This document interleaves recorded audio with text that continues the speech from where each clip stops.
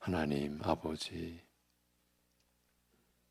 독생자 아들로 인하여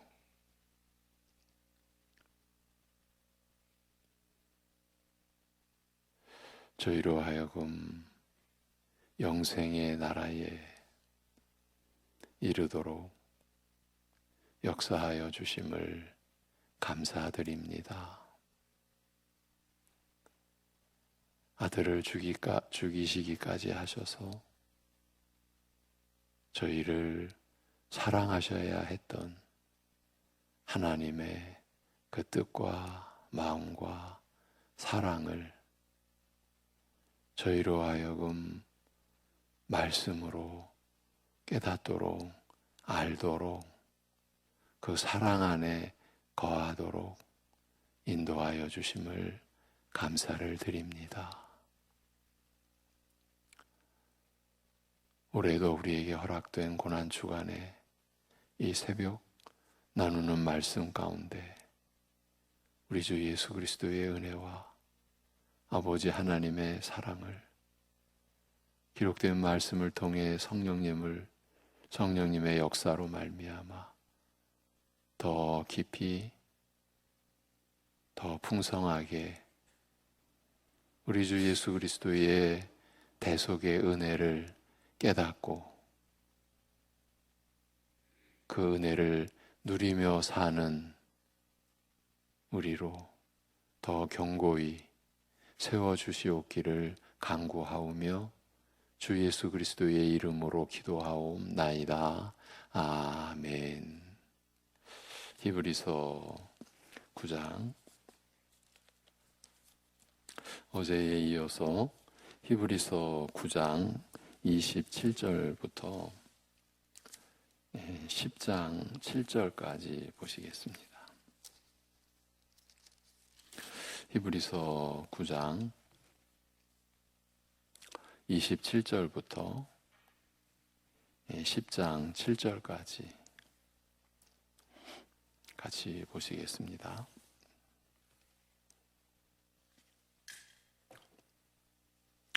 히브리서 9장 27절부터 10장 7절까지입니다.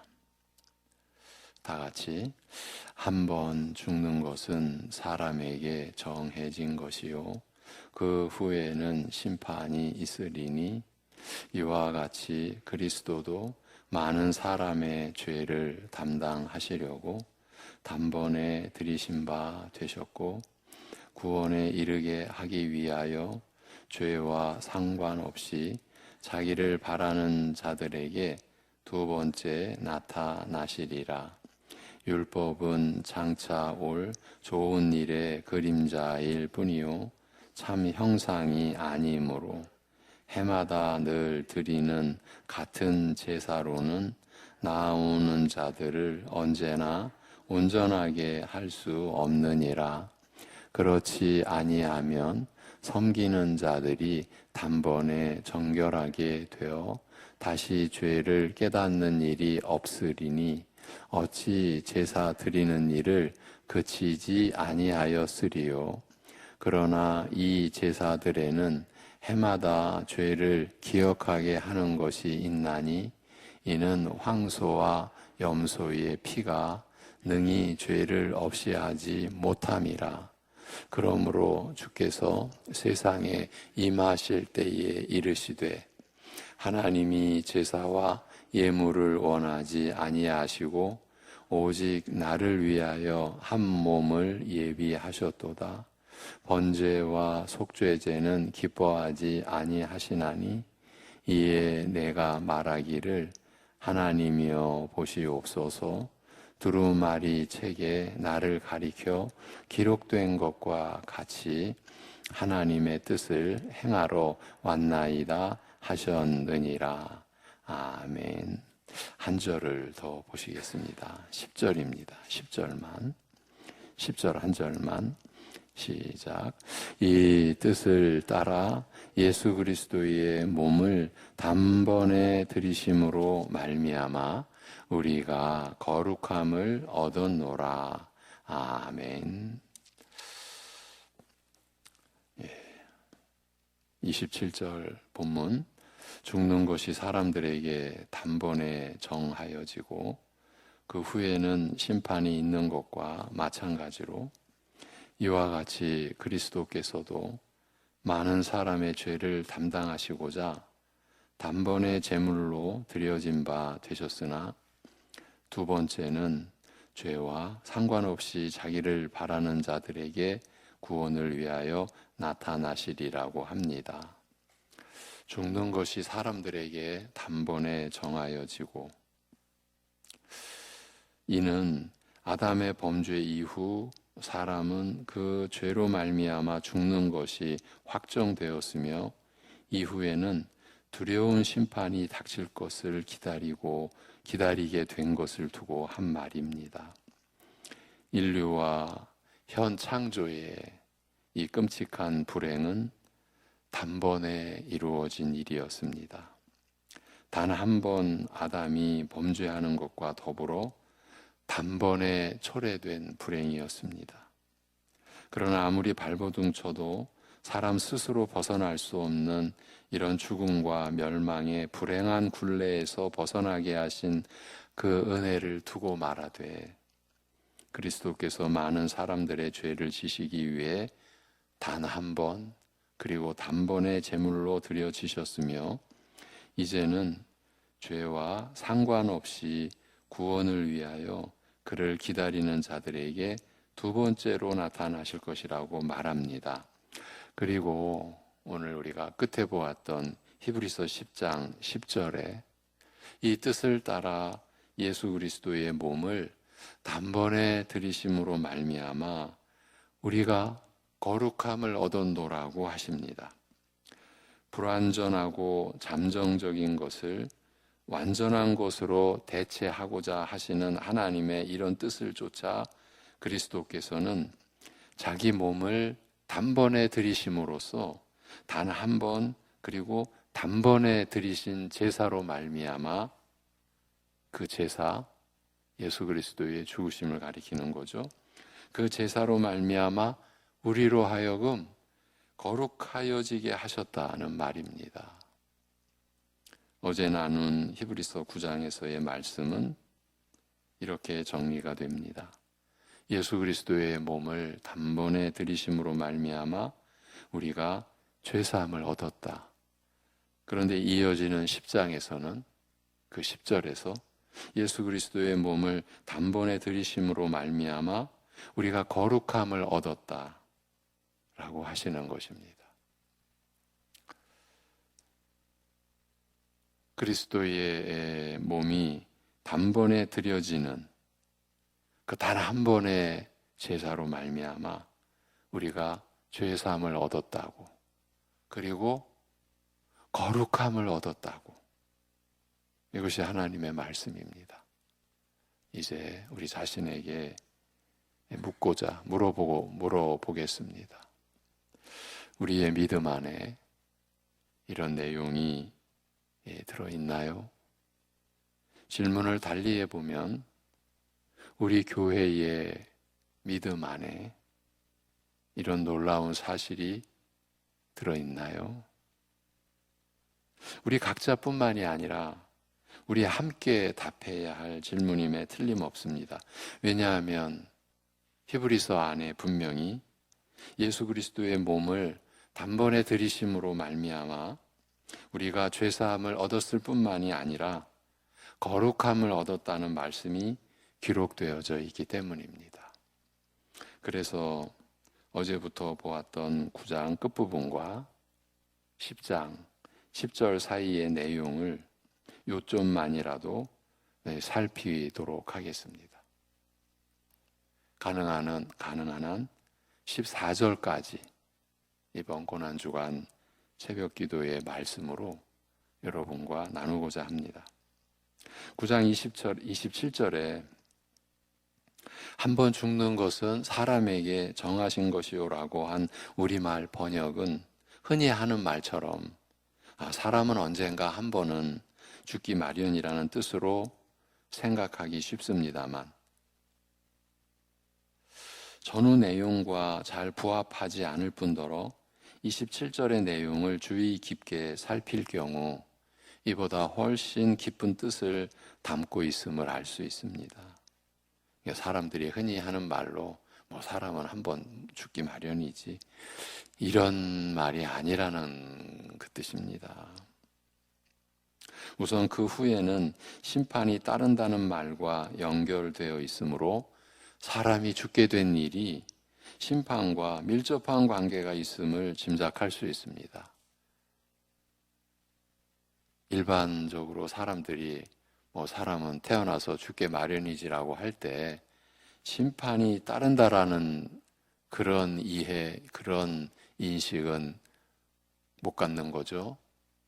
그리스도 밖에 있는 사람들이 알 수가 없는 일이죠. 그러니까 말하자면 사람은 어차피 한 번은 죽게 된다는 그런 상식적인 사실을 말하려는 것이 아니라, 히브리서가 그런 내용을 기록해 놓은 것이 아니라 사람에게 죽는 것이 결정되고 그 후에는 심판을 기다리며 살아가게 된 어떤 일과 그 사정에 대하여 말하고 있는 것입니다.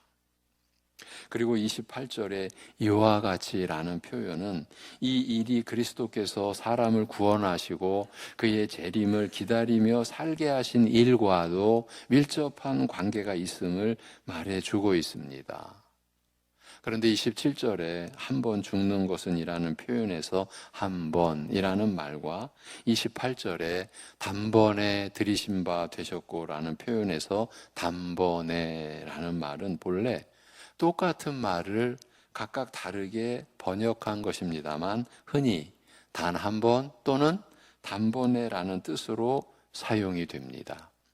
그런데 원문에서 이 말들이 쓰여진 문법의 그 구조를 살필 때 오늘 그 내용을 말씀드리기는 어렵겠습니다만 27절을 한 번 죽는 것은 사람에게 정하신 것이요 그 후에는 심판이 있으리니라는 우리말 번역보다 죽는 것과 그 후에 심판이 따르게 된 것이 사람들에게 단번에 결정되어 피할 수가 없게 되었다.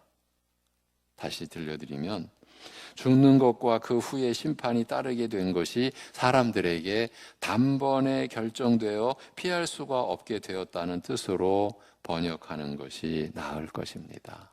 이건 이제 번역상에서의 좀 더 원문에 가까운 그런 그 해석을 들려드린 겁니다.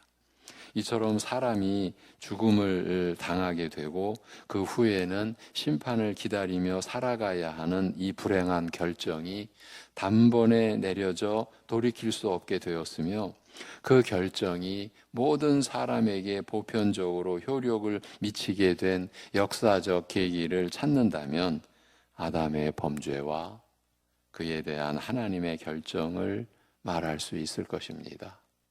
조상 아담의 범죄로 말미암아 사람들 곧 모든 인류는 죽음과 그 후에 올 심판을 피할 수 없게 되었기 때문입니다.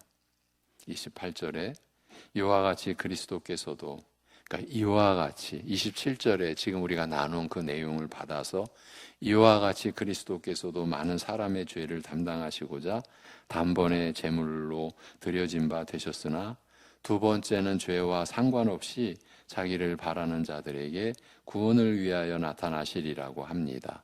그리스도께서 죄인을 위해 자신을 제물로 드리시고 그를 믿음으로 구원 얻은 자들로 하여금 그의 재림을 기다리며 살아가게 하신 일을 말하면서 이와 같이라는 말로 시작하고 있습니다만 이것은 그리스도께서 이루신 구속이 인류의 조상 아담의 범죄로 말미암아 죽게 되고 그 후 심판을 기다리며 살게 된 일과 근본적으로 동일한 원칙을 따르고 있거나 적어도 밀접하게 연결되어 있음을 알리고자 한 것이라 할 수 있습니다. 이와 같이라는 이 한 소절이 이런 의미를 담고 있다는 겁니다. 아담의 범죄로 말미암아 모든 인류가 죽음과 심판에 처하게 된 일과 그리스도의 은혜로 말미암아 우리 믿는 자가 이런 불행, 영원한 고통에서 벗어나게 된 구원 사이에는 여러 가지 면에서 동일하게 적용되는 원칙들이 있습니다만, 오늘 히브리서 말씀은 바로 단번에라는 말에서 그 중 하나를 확인하고 있는 것입니다. 아담의 여러 범죄가 아니라 단 한 번의 범죄로 말미암아 단번의 죽음과 영원한 심판이 선언되었던 것과 마찬가지로 그리스도께서 많은 사람의 죄를 담당하시고자 단 한 번 드리신 그 제사, 그 죽음으로 말미암아 단번에 영원한 구속을, 아담의 범죄로 말미암아 겪게 된 죽음과 심판의 불행에서 벗어나 영생에 이르는 구원을 이루신 사실을 말하고자 하는 것입니다. 단 한 번, 단번에 죄와 죽음의 역사가 그 한 사람 아담으로 말미암아, 그런데 단 한 번, 그 단번의 제사, 우리 주 예수 그리스도의 죽으심으로 말미암아 그 죄와 죽음의 역사가 의와 생명의 역사로 바뀌게 된 이 사실을 히브리서는 같은 원칙에 따른 것이다, 그 원칙에 따른 것을 단 한 번에라는 이 소절로 표현하고 있다. 이 점을 우리가 지금 나눈 것입니다. 우리가 왜 이 내용을 우리가 이렇게 주의 깊게 살펴가야 합니까? 예수 그리스도의 대속의 은혜가 그 단 한 번으로, 한 번의 제사, 한 번의 죽음으로 영원히 결정되었다, 영원히 완성되었다. 지금 우리가 분명히 죄사함을 얻고 거룩함을 얻었다는 말씀을 받아서 신자로 살아가지만 우리 안에도 과연 내가 받은 은혜가 완전한가? 또 다른 은혜가 있어야 되는 것 아닌가? 우리가 우리의 죄악과 현실에서 죄 가운데 사는 우리 자신을 우리가 느낄 때, 바라볼 때에, 또 죄를 깨닫게 해주시는 그 은혜 안에서 책망을 받을 때에 우리는 그리스도의 대속의 은혜에 뭔가 이거 부족한 것 아닌가? 그리고 앞으로 성취될 그 구속의 성취가 예수 그리스도의 재림으로 이루어지는 그 말씀 안에서도 우리는 그렇다면 우리가 죄사함을 얻고 거룩함을 얻는 일에 있어서 우리가 뭔가 보태야 될, 해야 될, 뭔가 부족함이 있어서 뭔가 채워 넣어야 될 무엇이 있지 않을까? 이러한 의식이 누구에게나 있을 수가 있고요. 여기서 더 나아가 사이비가 어느 시대나 일어나게 되고 이단까지 일어나게 되는 아주 중차대한 문제를 사실 우리는 배경을 두고 전제를 하고 이 말씀을 나누는 거예요. 그래서 어제 제가 이렇게 질문을 드렸죠. 그리스도의 대속의 은혜에 뭔가 부족한 것이나 뭔가 더 우리가 보태야 할 것이 있다고 여겨지십니까? 이런 질문으로 시작한 연유가 이런 배경에 있는 것이죠. 그리고 이제 10장이 우리가 9장까지를 살피고 10장이 이어지는데, 히브리서 10장은 옛 언약과 새 언약의 관계, 아주 쉽게 말하면 구약과 신약의 관계, 그리스도께서 오시기 전과 오신 후에 이 관계를 더욱 깊이 그리고 자세히 설명을 합니다. 1절에서 율법은 장차 올 좋은 일들의 그림자요 그 실물 자체가 아니므로 해마다 항상 드리는 똑같은 제사들로서는 나아오는 자들을 결코 완전케 할 수 없느니라. 그렇지 않으면 섬기는 자들이 단번에 정결케 된 나머지 계속 죄를 의식하는 일이 없었으리니 어찌 제사를 드리는 일이 그치지 않았으리요. 그러나 이 제사들에는 해마다 죄를 떠올리게 하는 것이 있나니 4절 이는 황소와 염소의 피가 죄를 제거할 수 없음이라고 합니다. 율법은 옛 언약은 장차 오는 좋은 것의 그림자요 참 형상이 아니라, 옛 언약을 우리는 율법으로 대변할 수 있어요. 그 옛 언약은 장차 오는 좋은 것의 그림자요 참 형상이 아니라는 겁니다. 우선 율법은 지금 현재 존재하는 어떤 것을 말하는 것이 아니라, 율법의 기능입니다. 지금 현재 존재하는 어떤 것을 말하는 것이 아니라 장차 올 좋은 일에 대하여 말하고 있다. 이것이 옛 언약의 역할이다라는 겁니다. 장차 올 좋은 일에 대하여, 여러분, 장차 올 좋은 일이 무엇을 뜻하는지 짐작하시죠? 따라서 율법은 그 좋은 일의 그림자일 뿐 참 형상이 아니라고 말합니다. 비록 장차 오기는 하겠으나 지금은 존재하지 않는 것을 보여주고자 하니, 마치 몸은 보여주지 못하고 그 그림자를 비추듯이 보여줄 뿐이라는 뜻입니다. 이것이 옛 언약 율법의 한계인 것이죠. 제약인 것이죠. 다시 말하면 율법은 지금은 아직 존재하지 않고 장차 올 것을 보여주고자 하니 실제로 눈앞에 있는 것을 보듯이 그런 살아있는 실제 모습, 곧 실물의 생생한 모습이 아니라 그림자처럼 어렴풋이 대략적인 모습을 보여줄 수밖에 없었던 사정을 두고 한 말입니다. 그래서 해마다 항상 드리는 똑같은 제사들로서는 나아오는 자들을 결코 완전케 할 수 없느니라고, 그렇지 않으면 섬기는 자들이 단번에 정결케 된 나머지 계속 죄를 의식하는 일이 없었으리니 어찌 제사를 드리는 일이 그치지 않았으리요. 그러나 이 제사들에는 해마다 죄를 떠올리게 하는 것이 있나니 이는 황소와 염소의 피가 죄를 제거할 수 없음이라고 합니다. 가장 중요하고 구체적인 신례라 할 수 있는 제사를 들어 이 율법, 곧 옛 언약의 본질을 설명하되, 해마다 똑같은 제사를 끊임없이 반복해서 드리는 그런 제사로는 하나님께 나오는 자들을 온전케 할 수 없다고 말합니다. 만일 그렇지 않다면, 즉 하나님께 나와 섬기고자 하는 자들을 그런 제사로 완전케 할 수 있었다면 저희는 단번에 정결케 된 나머지 죄를 전혀 의식하지 않게 되었을 것이며, 따라서 제사 드리는 일을 그쳤으리라. 그렇다면 왜 해마다 반복되는 제사를 드렸겠느냐, 이렇게 말합니다. 그러나 실제로는 이와 달라서 해마다 똑같은 제사를 끊임없이 반복해서 드렸으며, 이런 제사에는 해마다 죄를 다시 떠올리게 하는 것이 있었다고 말합니다. 옛 제사는 해마다 죄를 다시 떠올리게 했던 것입니다.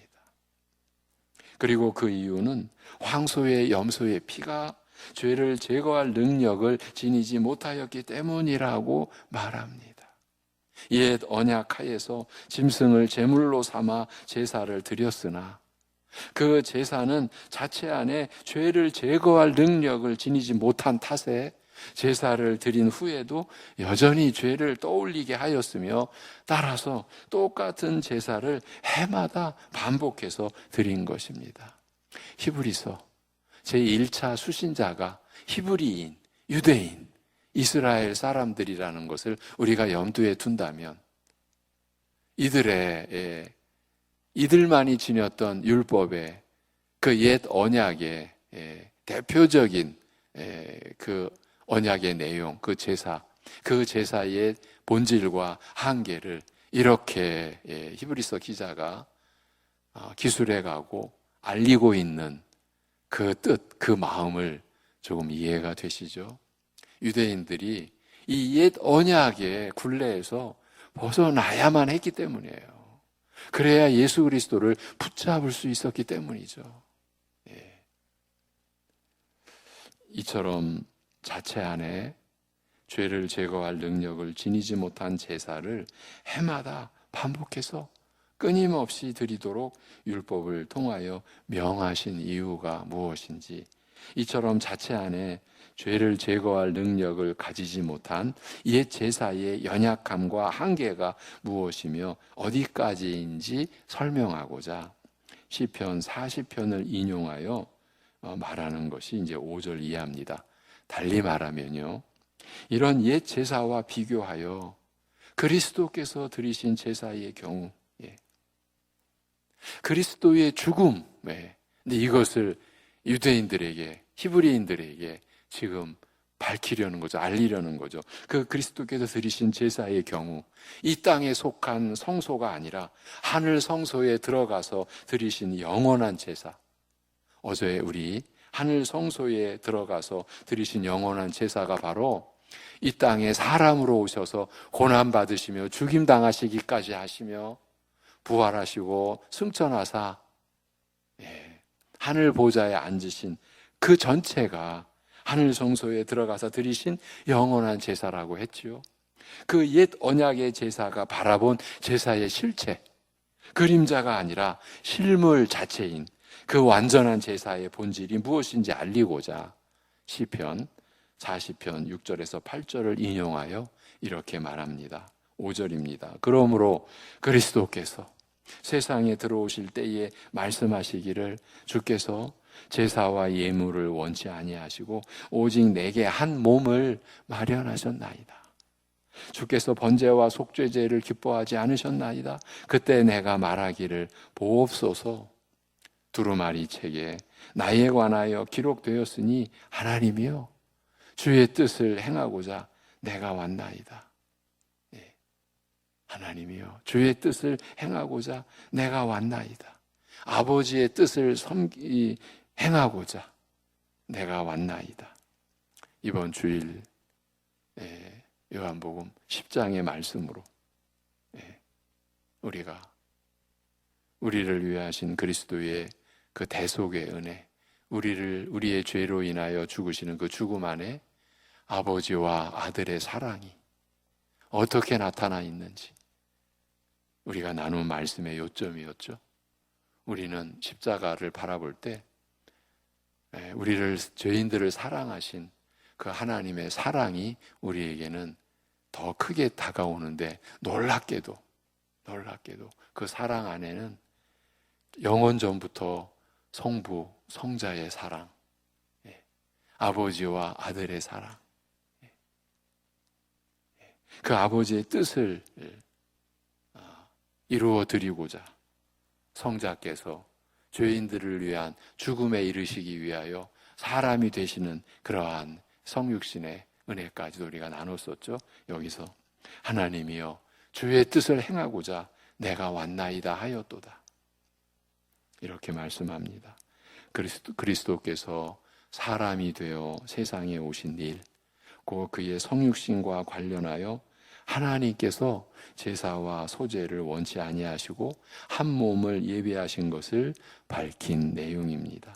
희생제사와 소제와 번제와 속죄제는 기뻐하지 않으시고 한 몸을 예비하셨다는 말은 하나님께서 진정 기뻐하시는 제사는 번제와 속죄제 등이 아니요 그가 예비하신 한 몸으로 드리는 제사라는 뜻인 만큼 그리스도께서 성육신하사 사람이 되어 그 몸으로 드리신 제사, 지금 히브리서 9장 이 맥락에서 또 이어지는 10장의 이 문맥에서 강조되는 것은 단 한 번에 단번에 드려지신 그 제사를 뜻한다고 보아야 할 것입니다.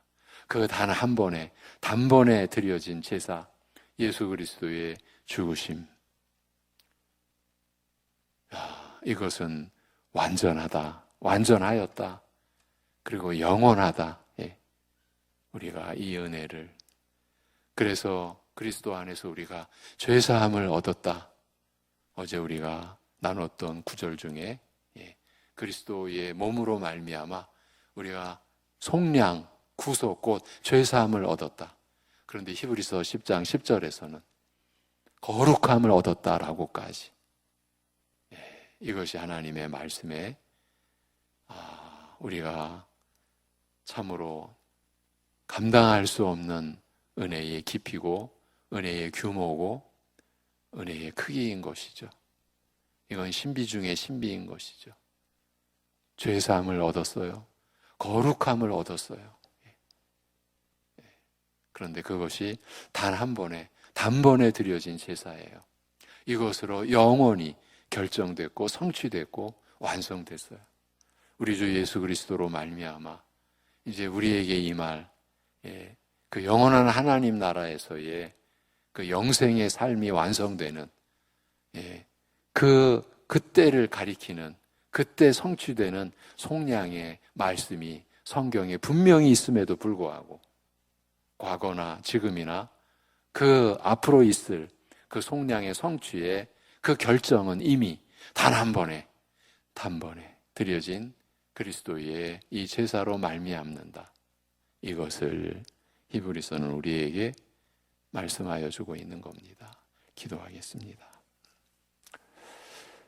이 진리의 은혜 안에 우리를 세워두신 아버지 하나님, 그리하여 우리의 존재, 우리의 삶 전체가 하나님을 찬송하는, 우리가 있고 우리가 행하는 모든 것이 찬양의 제물로 하나님께 드려지는 것이 마땅한 것임을 우리 안에 일깨워 주심에 감사드립니다.